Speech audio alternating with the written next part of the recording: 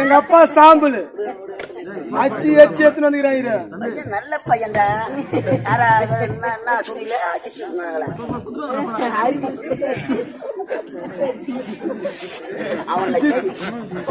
அவங்கள சேர்த்துக்க. ஒப்பாவை சாவடிச்சுட்டேன். திதி கொடுக்கணும் சுடுகாட்டு சாம்பலை வாரியாந்துக்கிறேன். காரிக்கிறதுக்கு திதி கொடுக்கணும். ஆமா, இதை யாருன்னா கல்யாண மண்டபத்துல பார்த்தாங்க. யாரும் பார்க்கல. யாருன்னா கேட்டா தயிர் எடுத்து முட்டி போடு. தச்சு